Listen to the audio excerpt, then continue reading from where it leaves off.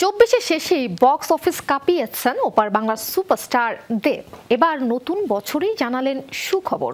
গত বছর অভিজিৎ সেন, অতনু রায়চৌধুরী ও দেব এই ত্রয়ীর প্রতীক্ষা সিনেমা মিস গেলেও 2025 সালেই আসছে তাদের নতুন চলচ্চিত্র, যেখানে বড় পর্দায় দেখা মিলবে এপার বাংলার জনপ্রিয় এক অভিনেত্রীকে।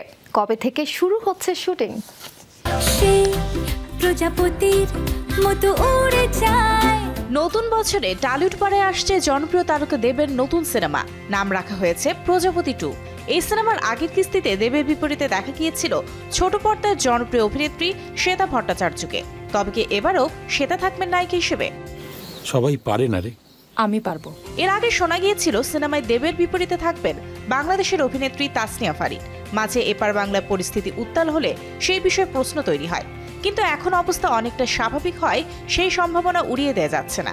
হাঁটুর বয়সী ছেলেদের সঙ্গে ওখানে বসে ক্যারম খেলছো? নাতির বয়সী ছেলে থাকলে আমি খেলতাম না। তবে এটুকু নিশ্চিত, প্রজাপতি 2 প্রজাপতি সিনেমারই সিকুয়েল। মিঠুন চক্রবর্তী থাকছেন দেবের বাবা হিসেবে। আর 2023-এর মতো 2025-এও শীতে, অর্থাৎ দেবের জন্মদিনের সময়ই বড় পর্দায় উঠবে প্রজাপতি 2। তার আগে মার্চ মাস থেকে সিনেমার শুটিং শুরু হবে বলে জানা গেছে। আমার গার্লফ্রেন্ড আছে। এবার লন্ডনে হবে শুটিং, যদিও কলকাতায় কিছু অংশে শুটিং হবে নাকি পুরোটাই লন্ডনে সেটা জানা যায়নি। অভিনেতা দেব সম্প্রতি তার আগামী সিনেমার ঘোষণা করে সামাজিক মাধ্যমে লেখেন, 2024-এর কিছু অসমাপ্ত গল্প 2025-এ বলা হবে। পরবর্তী সিনেমা প্রজাপতি 2।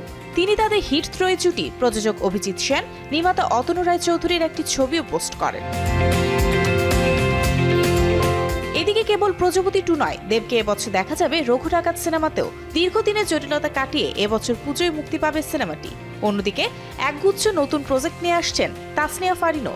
ছোট পর্দা থেকে বড় পর্দা, এমনকি নিজের নতুন গানও দেখা যাবে এই অভিনেত্রীকে। মন খুশি মন উড়বো, সেই মন উড়মি মারিও সেন, শোবিজ টুনাইট।